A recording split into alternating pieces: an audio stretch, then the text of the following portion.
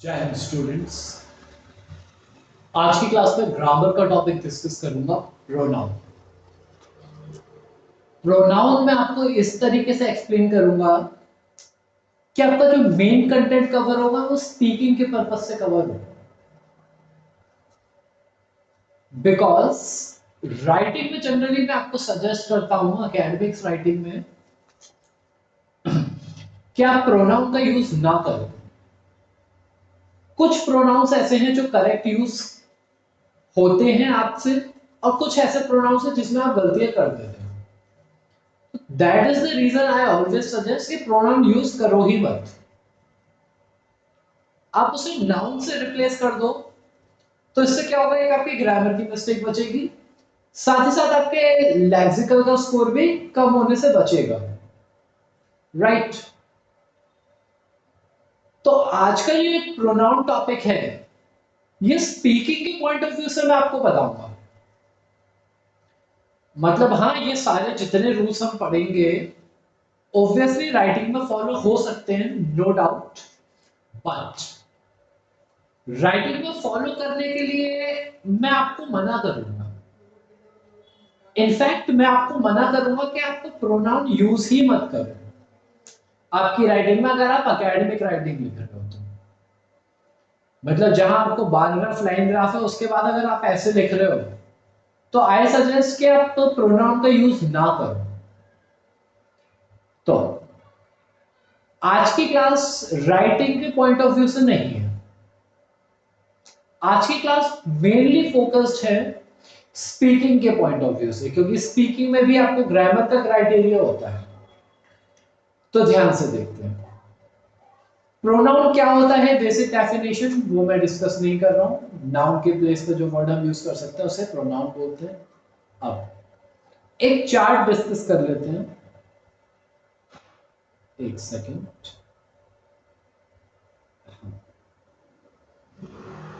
एक चार्ट में डिस्कस कर लेता हूं। मैंने कहा यहां मैं बताऊंगा आपको पर्सन, देन यहां subjective case, then objective case क्या होती है सारी चीजें मैं भी बताऊंगा, then possessive adjective,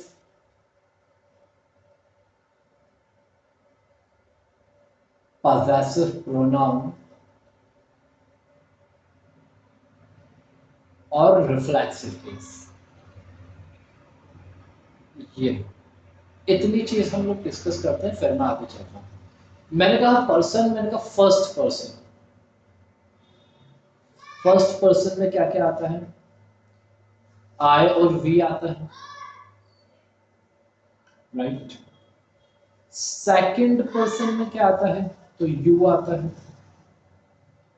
then third person में क्या आता है? He, she, it and they, right. तो आई के लिए ऑब्जेक्टिव केस क्या होता है? आई का ऑब्जेक्टिव केस होता है वी के लिए ऑब्जेक्टिव केस होता है यस, यू के लिए ऑब्जेक्टिव केस यू ही रहेगा, ही के लिए ऑब्जेक्टिव केस हिम होता है, शी के लिए हर हो जाता है, इट का इट ही रहेगा, दे के लिए देम हो जाता है ना। पजेसिव एडजेक्टिव जो होगा आई के लिए वो हो जाएगा माय। यूज कैसे करना है मैं अभी बता रहा हूँ। वी के लिए आर हो जाएगा, यू के लिए योर हो जाएगा, ही के लिए हिज हो जाएगा, हर के लिए हर ही रहेगा, इट के लिए इट्स हो जाएगा, देन दे के लिए देयर हो जाएगा। पजेसिव प्रोनाउन में मी का आई का माइन हो जाएगा, आर का आर्स हो जाएगा, ये ओ यू आर एस लिखा है, योर्स हो जाएगा, यहां हिज ही रहेगा, यहां हर्ट्स हो जाएगा, और यहां पजेसिव प्रोनाउन नहीं बनता है इट का, इस बात को स्पेशली याद रखना। पजेसिव प्रोनाउन नहीं बनता है, ठीक है।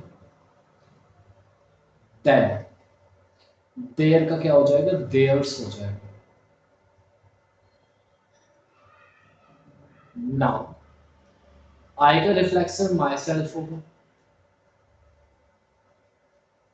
वी का आर सेल्फ होगा, आर सेल्फ। यू का योर सेल्फ होगा या सेल्फ्स होगा, सेल्फ या फिर सेल्फ्स। ठीक है, ही के लिए यूज हो जाएगा हिमसेल्फ। मैं स्क्रीन छोटी करूं, शायद दिख नहीं रहा होगा।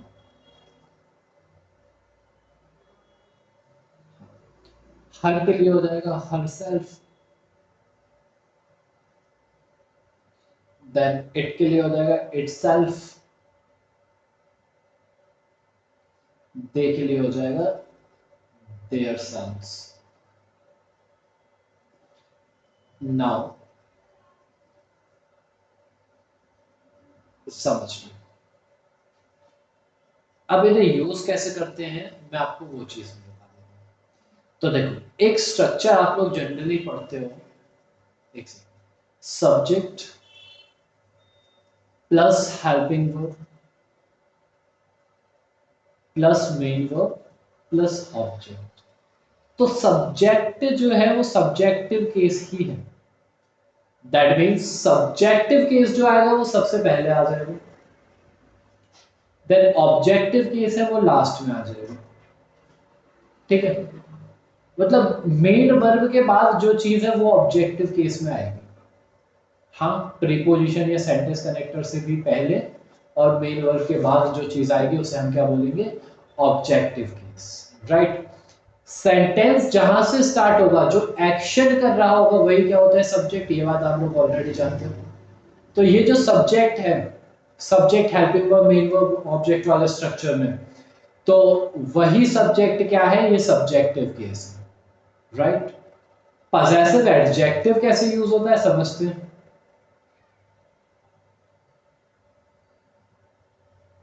Just one second.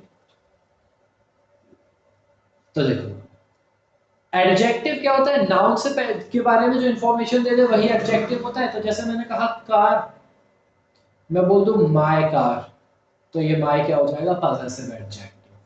अब यू विल बी सेइंग कि एडजेक्टिव है तो प्रोनाउन के टॉपिक में क्यों पढ़ा रहा हूं वैसे।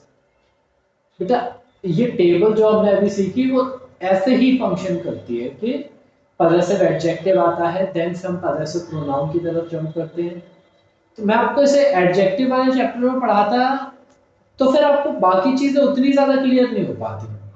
मतलब छोटी क्लासेस में भी आपने माय को प्रोनाउन पढ़ा है, ठीक है, मतलब मैं सिर्फ नाम बदल रहा हूं, इसका काम आज भी वही है जो आपने छोटी क्लासेस में सीखा है, बट कंसेप्ट का नाम बदल रहा हूं, मैं पजेसिव एडजेक्टिव बोल रहा हूं बस, बाकी पूरा का पूरा सेम है। अब मैं इसे अलग पढ़ाऊं तो आप कंफ्यूज हो जाते हैं क्योंकि आपने सिर्फ प्रोनाउन पढ़ा है। ठीक है, अब क्योंकि अब बड़ी क्लासेस में हो तो कंसेप्ट भी गलत नहीं पढ़ सकते, तो मैं वही बोल रहा हूं कि मैं सिर्फ नाम चेंज कर रहा हूं, कंसेप्ट आज भी वही है। ठीक है, तो नाउन कार है, नाउन के बारे में जो इंफॉर्मेशन दे वही क्या होता है, एडजेक्टिव। तो ये माय क्या हो जाएगा, adjective, and that is the reason हम इसे बोल रहे हैं पजेसिव एडजेक्टिव। नाउ आगे समझते हैं। अब मैं इसको ऐसे लिख दूं, this car is mine. Mine इस बार क्या हो जाएगा, पजेसिव नाउन। तो आपने एक चीज ध्यान से नोट करना कि ये जो पजेसिव प्रोनाउन है ये सेंटेंस में लास्ट में यूज हो रहा है, जबकि पजेसिव एडजेक्टिव था वो नाउन से पहले यूज होता था। तो ये सिर्फ डिफरेंस है दोनों में, पजेसिव एडजेक्टिव और पजेसिव प्रोनाउन। राइट, आगे समझते हैं। अब मैं बात करूं रिफ्लेक्सिव कैसे यूज होता है। रिफ्लेक्सिव यूज करने के लिए एक तो मैं अभी आपको रूल बताऊंगा ही कैसे यूज होता है, उससे पहले रिफ्लेक्सिव कैसे यूज होता है, तो एम्फेसाइज करने के सेंस में यूज होता है। जब किसी चीज को एम्फेसाइज करना हो, किसी बात पर प्रेशर देना हो, वहां हम रिफ्लेक्सिव का यूज करते हैं। जैसे मैंने कहा I myself have done the homework, तो इस बात का क्या मतलब है, ये माई सेल्फ जो है वो आई को प्रेशराइज करना है कि मैंने खुद होमवर्क किया है। समझ रहे हो? तो वो वाला जो सेंस आता है वो रिफ्लेक्सिव से शो होता है ना। ये थी कुछ बेसिक इंफॉर्मेशन प्रोनाउन के बारे में जो मैं एक्सपेक्ट कर रहा हूं कि आपको क्लास से पहले भी पता होनी चाहिए थी। अब क्योंकि इन सब का काफी बार यूज होना है तो मैंने आपको एक थोड़ा ओवरव्यू भी दे दिया ना। आते हैं रूल नंबर फर्स्ट में। अच्छा, जस्ट वन थिंग, आज की क्लास जो होने वाली है इसमें मैं एग्जांपल्स कम रखूंगा, मतलब नेग्लिजिबल रखूंगा, क्योंकि वीडियो की लेंथ अदरवाइज काफी ज्यादा हो जाती है ना। What I will be doing, मैं इसे दो पार्ट में डिवाइड कर दूंगा लेक्चर को। एक सेकेंड, रूल नंबर फर्स्ट जरा यहां समझते हैं। देखो, ये स्ट्रक्चर आप जानते हो, subject then helping verb then main verb then object, right. अब बड़े ध्यान से समझना जो मैं बता रहा हूं, ये स्ट्रक्चर आपने ऑलरेडी पढ़ा हुआ है। तो अब मैंने कहा कि मेन वर्ब के बाद ऑब्जेक्ट मिसिंग है, मेन वर्ब के बाद ऑब्जेक्ट नहीं है, ठीक है। एक स्ट्रक्चर ये हो गया जहां ऑब्जेक्ट मिस है, और एक स्ट्रक्चर ये हो गया जहां ऑब्जेक्ट मिस नहीं है, ठीक है। आगे बाकी की इंफॉर्मेशन यहां मैंने कहा, बाकी की इंफॉर्मेशन। अब मैं क्या सिखा रहा हूं थोड़ा सा ध्यान देना है। मेन वर्ब के बाद अगर डायरेक्ट प्रीपोजिशन है, डायरेक्ट सेंटेंस कनेक्टर है, या कोई और इंफॉर्मेशन है, ऑब्जेक्ट नहीं है, तो ऑब्जेक्ट को फिल करने के लिए आप यहां पे रिफ्लेक्सिव केस का यूज करेंगे। आप यहां रिफ्लेक्सिव केस का यूज करेंगे, राइट। एक एग्जांपल से क्लियर करता हूं। मैंने कहा she is watching TV. Watching verb है, टीवी क्या है, ऑब्जेक्ट। फुलफिल हो रहा है, मतलब मेन वर्ब के तुरंत, मेन वर्ब है तुरंत बाद क्या है, ऑब्जेक्ट। कोई प्रॉब्लम नहीं होता। अब एक एग्जांपल और देखो। अब मैं आपको वो केस दिखाऊंगा जहां पे मेन वर्ब का ऑब्जेक्ट नहीं होगा। तो देखते हैं जरा। हाँ, he resigned from his post. He resigned from his post। तो समझ रहे, अब ये सब, ये वर्ब हो गया, वर्ब के बाद डायरेक्ट ऑब्जेक्ट नहीं, ऑब्जेक्ट नहीं है तो ऑब्जेक्ट फिल करने की जरूरत है। तो इस सेंस में हम क्या यूज करेंगे, रिफ्लेक्सिव यूज करेंगे। तो ही के लिए क्या रिफ्लेक्सिव आ जाएगा यहाँ पे, he himself resigned from his post, right ना। ये था रूल नंबर फर्स्ट। इसके लिए कुछ वर्ड्स हैं जो आपको याद रखने हैं कि कहां कहां पर रिफ्लेक्सिव यूज हो सकता है। एक्विट हुआ, एब्सेंट हुआ, avail, reconcile, amuse, resign, avenge, revenge, enjoy, exert, apply, adopt, adjust, pride, overreach use ना करना तो ठीक है, प्राइड भी ठीक है, ना करो तो कोई प्रॉब्लम नहीं है। अब ये वाला जो एग्जांपल है ना, इसे स्किप कर दो। He was determined to avenge the death of his wife। अब ये जो कंसेप्ट है ना, आपके एग्जाम से काफी ज्यादा ऊपर का कंसेप्ट है। मतलब ये जो कंसेप्ट है, ये आईबीपीएस और ये एसएससी एग्जाम का कंसेप्ट है। तो ये कंसेप्ट मैं आपके साथ डिस्कस नहीं कर रहा हूं, ठीक है। तो हाँ, ये सारे एग्जाम्पल आप लोग रीड कर लेना। अगर किसी एग्जाम्पल में प्रॉब्लम है तो आप मुझे कमेंट बॉक्स में मेंशन कर देना, मैं वहां होगा तो वही एक्सप्लेन कर दूंगा, अदरवाइज सेपरेट वीडियो में कर दूंगा, ठीक है। स्पेशली ये सेकंड और थर्ड देख लेना, जहां प्रॉब्लम है मुझे पूछ लेना।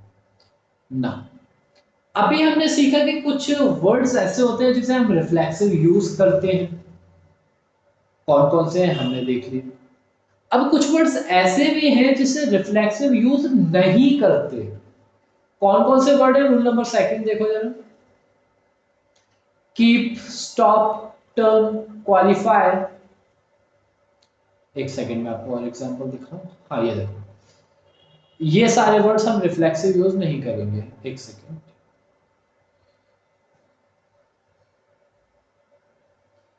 ये keep, stop, turn, qualify, Beth, move, rest, hide, ये सारे वर्ड को आपको रिफ्लेक्सिव यूज नहीं करना है। इस बात का स्पेशली याद रखना है कि ये वर्ड्स रिफ्लेक्सिव यूज नहीं होंगे। For example, you should keep yourself away, नहीं, you should keep away from a bad voice या keep from a bad voice.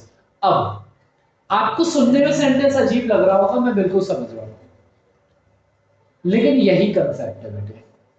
जब मैं आपको ऑफलाइन क्लास पढ़ाता हूँ तो मैं आपको ये बात बताता हूँ कि काफी सारे ऐसे रूल्स आपके पास आएंगे जो आपने पहले नहीं पढ़े होंगे, लेकिन अब आप उन्हें पहली बार पढ़ोगे। बेटा, आपका काम बिना इन रूल्स के भी हो जाता है। मतलब अगर मेरा टारगेट या आपका टारगेट 6 6.5 बैंड होता तो इन रूल्स के बिना भी काम चल जाता हमारा। लेकिन ये रूल्स सिर्फ इसीलिए पढ़ा रहा हूँ कि आपका बैंड स्कोर बेटर आए। मतलब 6 6.5 बैंड स्कोर की बात मैं कर ही नहीं रहा, और दैट इज वेरी ट्रू कि 6 6.5 बैंड में इन सारे रूल्स की जरूरत बिल्कुल नहीं है, लेकिन हमारा टारगेट तो बड़ा है ना। दैट इज द रीजन मैं आपको ये सारे कंसेप्ट सिखा रहा हूँ, राइट? तो ध्यान से समझना। अब बैंड स्कोर बड़ा चाहिए तो प्रैक्टिस भी बड़ी रखनी पड़ेगी, समझना। हाँ, तो मैं बात कर रहा था ये कंसेप्ट के बारे में कि अगर आपका ऐसा मन करे कि नहीं मुझे तो यूज करना ही करना है कुछ, तो बेटा आप ऑब्जेक्टिव केस यूज कर लेना, रिफ्लेक्सिव केस यूज मत करना। मतलब अगर आप इसे ऐसे कर दो, you should keep you away from a bad boys, तो वो करेक्ट हो जाएगा, ठीक है? तो अगर यूज करने की जरूरत पड़े तो आप ऑब्जेक्टिव केस यूज कर लेना, रिफ्लेक्सिव यूज मत करना, अदरवाइज आपका मार्क्स में अंतर है। एंड ऑब्वियसली अगर आप ये सारे वर्ड यूज कर रहे हो जो मैंने अभी आपको फर्स्ट रूल में दिखाए थे, तो लेक्सिकल स्कोर तो ऑब्वियसली इंप्रूव होना ही होना है, राइट? इसके बाद समझते हैं रूल नंबर थर्ड। और रूल नंबर थर्ड जो है, ये गलती आप लोग काफी बार करते हो एग्जाम में। जैसे ही एग्जामिनर ने पूछा प्लीज इंट्रोड्यूस योरसेल्फ, और आप लोगों का आंसर होता है माई सेल्फ दिस, बेटा ये तरीका बिल्कुल गलत है। छोटी क्लासेस में आपने बिल्कुल सीखा होगा, मैं मान रहा हूं, लेकिन आइल्स में ये तरीका काम नहीं करेगा। माई सेल्फ से आप अगर खुद को इंट्रोड्यूस करोगे, एग्जामिनर वही पहचान लेगा कि स्टूडेंट की कंसेप्ट वीक है। आपने ऐसे इंट्रोड्यूस किया, माई सेल्फ जस्टिन यमन, बेटा एग्जामिनर मार्क्स काट लेगा। कैसे यूज करना है? माई सेल्फ क्या है? रिफ्लेक्सिव केस, यूज नहीं होगा। क्या बोलोगे? I am Justin Yemen. समझ आ रहा है? आप सब्जेक्टिव केस से यूज करोगे, possessive sorry reflexive case use किया, आपको बैंड स्कोर नहीं मिलेगा। अच्छा, very on clear. My self reflexive case है, आप उसे सब्जेक्टिव केस की तरह कैसे यूज कर सकते हो? और यही आपका रूल नंबर थर्ड भी है, राइट? कि रिफ्लेक्सिव को सब्जेक्टिव की जगह पे यूज नहीं करना है। हाँ, आप ऐसे कर सकते हो, सब्जेक्टिव देन रिफ्लेक्सिव कर सकते हो, कोई प्रॉब्लम नहीं है। बात क्लियर होनी चाहिए। एग्जाम्पल्स में देखो, myself will see to it, नहीं, माई सेल्फ नहीं आएगा, क्या आएगा? I will see it. हाँ, मतलब फॉर्मल देखोगे तो आई शेयर हो जाएगा, नो डाउट। योर सेल्फ नहीं होगा, क्या हो जाएगा? यू हो जाएगा। I myself like him correct, right. तो मैं क्या बताना चाह रहा हूं आपको कि रिफ्लेक्सिव केस जो है वो सब्जेक्ट की तरह यूज नहीं होगा। एक और एग्जांपल देखो, फोर्थ वाला, यहाँ पे ऑब्जेक्ट की तरह यूज है, तो बेटा ऑब्जेक्टिव की तरह भी यूज नहीं होगा। इस बात का स्पेशली याद रखना कि रिफ्लेक्सिव अगर आप यूज कर रहे हो सब्जेक्टिव या ऑब्जेक्टिव की तरह, तो आप आपका बैंड स्कोर कम करवा रहे हो। माई सेल्फ से इंट्रोड्यूस नहीं करना है खुद को, आई से इंट्रोड्यूस करो, या माई नेम इज से इंट्रोड्यूस करो। अब आप ऐसा भी मत करना कि मैंने आपको कहा कि सब्जेक्टिव के बाद आप रिफ्लेक्सिव लगा सकते हो, तो आप एग्जामिनर को बोल दो I myself is Yaman Sharma. नहीं, देखो ग्रामेटिकली हो सकता है ये करेक्ट हो जाए, लेकिन आपके बाकी सारे क्राइटेरिया भी तो है एग्जाम में, वो भी तो फुलफिल करने हैं। तो ग्रामेटिकली करेक्ट हो सकता है एग्जामिनर इस बात में लेक्सिकल के मार्क्स काट ले। तो इसीलिए मैं आपको सजेशन दे रहा हूं कि माय नेम इज बताओ, या फिर आई एम से स्टार्ट करो। अब इंट्रोडक्शन देने का एक बेटर तरीका क्या हो सकता है, ये मैं आपको स्पीकिंग वाले लेक्चर में बता दूंगा। अब स्पीकिंग का जो मैं लेक्चर रखूंगा, इंट्रोडक्टरी लेक्चर, वो कंपैरेटिवली शॉर्ट होगा ये लेक्चर से।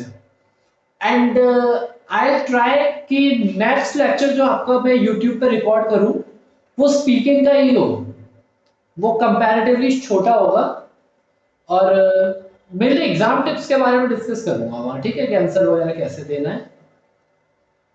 तो अभी फिलहाल यहां फोकस करते हैं। रूल नंबर थर्ड हो गया। रूल नंबर फोर्थ आपके लिए जरूरी नहीं है। इसके बाद जहां मेन आ जाते हैं, ये आप लोग अगर पेपर पेन लेके नोट्स बना रहे हो तो इसे रूल नंबर फोर्थ काउंट करना है, ठीक है। I am sorry. देखो ध्यान से बेटा, जब एक से ज्यादा प्रोनाउन यूज करनी हो तो फॉर्मेट क्या होता है। मतलब आपने कहा कि मैं तो काम कर ही रहा हूं, साथ ही साथ तुम भी काम कर रहे हो। मतलब आपके बैंड 9 के लिए मैं तो मेहनत कर ही रहा हूं, साथ ही साथ आप भी कर रहे हो। कमेंट बॉक्स में मुझे मेंशन करके बताओ मेहनत कर रहे हो या नहीं, या फिर लेक्चर सिर्फ धुएं में उड़ रहे हैं। मतलब मैं लेक्चर बना रहा हूं और उसका कोई काम हो रहा है नहीं हो रहा, या सिर्फ धुएं में उड़ रहे हैं। लेक्चर आया, देखा देखा नहीं देखा, वो चीज नहीं। अगर आप लोगों की रिक्वेस्ट में यूट्यूब पर भी लेक्चर आ रहा है तो it should be helpful for you. अगर आपकी रिक्वेस्ट पे वही टॉपिक आ रहा है जो आप बोल रहे हो, तो यू शुड वॉच इट। हाँ मतलब अदरवाइज तो फिर ऑफलाइन क्लासेस है ही ना, मैं ये ऑनलाइन लेक्चर पे टाइम क्यों इन्वेस्ट करूं अगर इसका कोई यूज ही नहीं है, अगर मैं स्कोर ही नहीं देख रहा हूं आप लोगों का, तो कोई फायदा नहीं है। तो I again request to you कि वीडियो लेक्चर्स कंप्लीट देखा करो। मैं समझ रहा हूं अटेंशन टाइम स्पेन कम होता है, तो 2 बार में देख लो, लेकिन लेक्चर कंप्लीट किया करो, तभी स्कोर आएगा। बातों से स्कोर नहीं आएगा, हवा में स्कोर नहीं आएगा। Very honest. लाइक ये बात आप जानते हो कि मेरी वो आदत नहीं है कि मैं आपको मीठा बोलूं और दूसरी साइड आपका स्कोर ना आए। तो मैं हार्श बोलना पसंद करूंगा, but on the other side I believe in the result, क्योंकि दैट इज योर प्रायोरिटी। मतलब आपको भी सिर्फ रिजल्ट चाहिए, मुझे भी सिर्फ रिजल्ट चाहिए। मैं मीठा बोल के आपके लिए आज अच्छा हो सकता हूं, लेकिन जिस दिन रिजल्ट आएगा उस दिन सबसे ज्यादा गालियां मुझे ही दोगे आप, कि सर आपने ये चीज तो पढ़ाई ही नहीं। तो आज मैं हार्श जरूर हूं, लेकिन जिस दिन रिजल्ट आएगा उस दिन सबसे ज्यादा खुशी इसी बात की होगी कि जो कहा वो हो गया। और जिस दिन मैं मिठाई लाने के लिए बोलूंगा ना, उस दिन की खुशी आप आज फील नहीं कर पाओगे। जो ऑफलाइन स्टूडेंट्स हैं और जिनका स्पेशली जिनका एग्जाम क्लियर हो गया, वो अगर उन्हें ये वीडियो मिला हो तो फील दैट मोमेंट जब मैंने आपको बोला कि मिठाई लेके आ जाओ ऑफिस। Feel that moment. और जिसके लिए अभी वो मोमेंट नहीं आया है, बेटा मेहनत करो, बिल्कुल आएगा। मतलब ये स्कोर दूर नहीं है, ये स्कोर दूर नहीं है।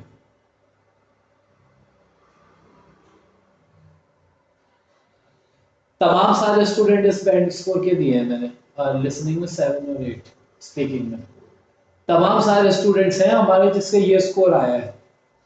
और मैं अलग अलग स्टूडेंट्स की बात नहीं कर रहा हूँ, एक एक स्टूडेंट का ये आया है स्कोर। लिसनिंग में 8, लिसनिंग में 8.5, रीडिंग में 8, राइटिंग में 7, स्पीकिंग में 8 आ रहा है। कोई बड़ी बात नहीं है। All what I need from you is a focus. अब तो YouTube भी आ गया, अब तो YouTube पे भी लेक्चर्स आ गए। अब तो डेडिकेटेड होना शुरू करो, अब तो मेक मी प्राउड, ये स्कोर लेके आओ। बस जिस दिन स्कोर आ जाए उस दिन कमेंट में मेंशन कर देना कि सर ये स्कोर आया है और YouTube पे लेक्चर देख रहा था मैं आपका। उतना काफी है, उसके बाद नहीं चाहिए मुझे कुछ। बस मेरी खुशी उतनी है, मेरा अचीवमेंट उतना ही है। जिस दिन आपका अच्छा स्कोर आ जाए ना, कमेंट बॉक्स में मेंशन कर देना, उतना काफी है।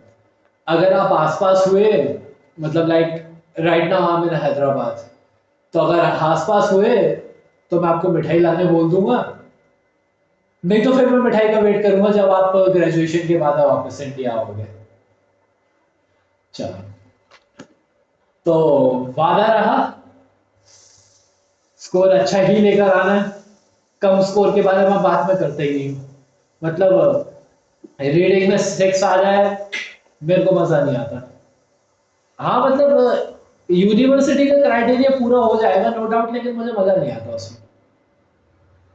अब आप ये स्कोर लेके मेरे पास आ जाओ, लिसनिंग लेके आ रहे हो आप 6.5, रीडिंग आप लेके आ रहे हो 6, देन राइटिंग आप लेके आ रहे हो 6, और क्या बचा, लिसनिंग, स्पीकिंग आप लेके आ रहे हो 6, 6.5। क्या मतलब है ये स्कोर का? ये स्कोर पढ़ाने में तो दुनिया में तमाम टीचर पढ़े हैं इंडिया में, और तमाम यूट्यूबर्स पढ़े हैं, किसी का वीडियो पढ़ लो किसी से आ जाएगा इतना स्कोर। तो मेरे स्टूडेंट्स ये स्कोर तो डिजर्व नहीं करते। ये 6.5 बिकम्स 8.5 लिसनिंग में, और एक दो नहीं तमाम एग्जाम्पल है। किसी दिन अगर मौका लगा तो मैं आपको यहाँ यूट्यूब पे बता दूंगा, लाइव लेक्चर में या रिकॉर्डेड लेक्चर में। रीडिंग में हमारे स्टूडेंट ये स्कोर लेके आते हैं 8, राइटिंग में कितना लाते हैं 7 लेके आते हैं, या 6.5 तो कहीं नहीं जाता। स्पीकिंग में ये बेटा ये बैंड स्कोर आता है ना, तब मुझे खुशी होती है। ये बैंड स्कोर मेरे लिए मायने नहीं रखती। चलो, तो I am sure you will be committed to this score. आते हैं कंसेप्ट पे। तो मैं बात कर रहा था जब एक से ज्यादा पर्सन को डिनोट करना हो एक से प्रोनाउन में, तो उसके लिए फॉर्मेट क्या होता है? फॉर्मेट उसमें जो रहेगा वो रहेगा 2-3-1 का फॉर्मेट। क्या है 2-3-1 का फॉर्मेट समझते हैं। Second person, third person, first person, you, he, I. जब सिंगुलर में होना तो 2-3-1 का फॉर्मेट यूज करते हैं, जैसे मैंने कहा एग्जांपल में अभी बता रहा हूं। अब अगर प्लूरल है तो हम यूज करते हैं फॉर्मेट 1-2-3 का। 1 मतलब वी, यू, दे।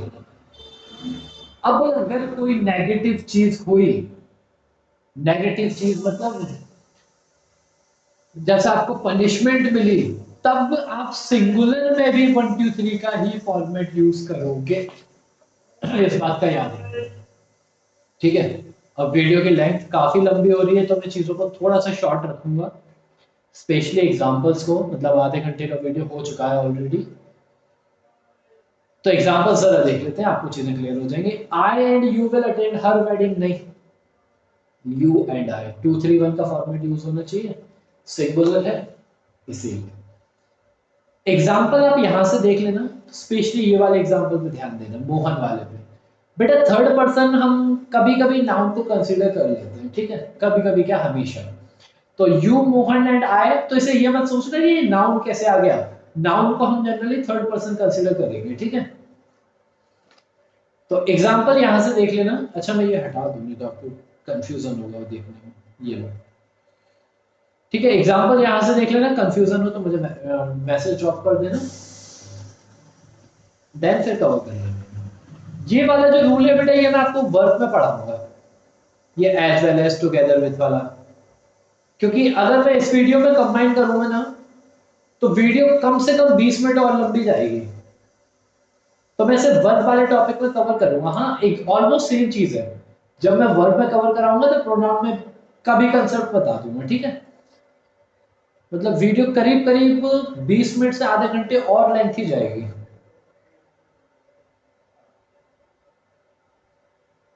हाँ, ये वाला कंसेप्ट देख लेते हैं। When a pronoun is used in singular. हाँ देखो, जब आप ये सारे वर्ड्स यूज करोगे, एक second, each, every, neither, either, anyone, many आप लोगों के लिए नहीं है, मोर देन वन आप लोगों के लिए नहीं है, आपके लिए सिर्फ इतने वर्ड है। तो बेटा इतना सा याद रखना कि ये सारे के सारे वर्ड सिंगुलर में यूज होंगे, ठीक है। इनके साथ जो प्रोनाउन लगेगा वो सिंगुलर प्रोनाउन लगेगा। जब मैं आपको डेटरमिनर्स की क्लास पढ़ाऊंगा तब मैं ये सारी चीजें और थोड़ा डिस्कस करूंगा, तब मैं एग्जांपल से भी आपको बताऊंगा, ठीक है। अब इसके एग्जांपल्स जो हैं वो थोड़े से कंफ्यूजिंग है, मतलब डिफिकल्ट भी मैं नहीं बोलूंगा, कंफ्यूजिंग है। तो जो मैं मार्क कर रहा हूं सिर्फ वही पढ़ना है, अदरवाइज आप कंफ्यूज हो जाओगे, आपकी एग्जाम लेवल से ज्यादा है। एक ये वाला पढ़ लेना, ये वाला समझ आ जाए तो ठीक है, अदरवाइज इस बात को पैनिक मत करना। अगर आप आपके एग्जाम में ऐसे लिखा हो one should do once duty या हिज ड्यूटी, तो आपको एग्जामिनर को उतना ज्यादा फर्क नहीं पड़ेगा, ठीक है। बट समझ आ जाए तो अच्छी बात है, नहीं समझ आए तो कोई प्रॉब्लम नहीं है। ये वाला एग्जांपल देख लेना, ये वाला देख लेना, एक ये वाला इंपॉर्टेंट एग्जांपल है, इसे थोड़ा देख लेना ध्यान से, ये फिफ्थ वाला। Then neither of the two brother, एक ये वाला एग्जांपल अच्छा है, इसे देख लेना। ब्रिंगिंग, ये वाले एग्जांपल की जरूरत नहीं है, मतलब आप इसमें आवर लिख दोगे तो एग्जामिनर मिस्टेक मार्क करेगा नहीं।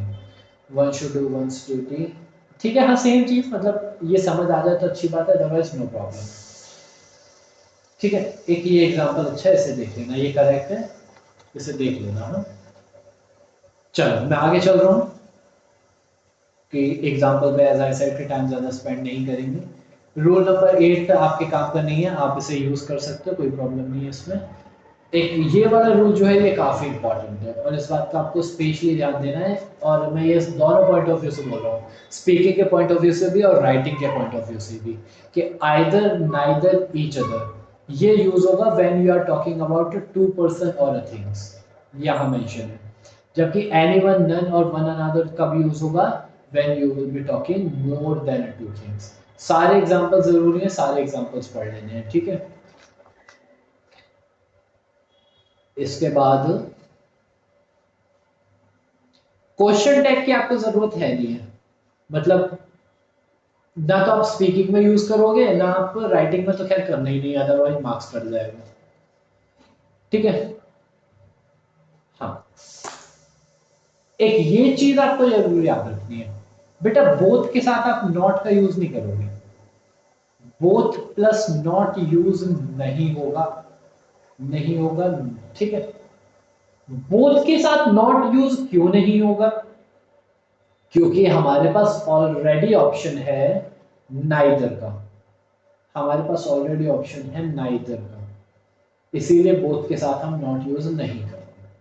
अब बोथ के साथ हम क्या यूज नहीं करते, तो बोथ के साथ एज वेल एज का यूज नहीं करना, बोथ के साथ एंड का यूज करना है जब आप सेंटेंस को कनेक्ट करोगे, ठीक है।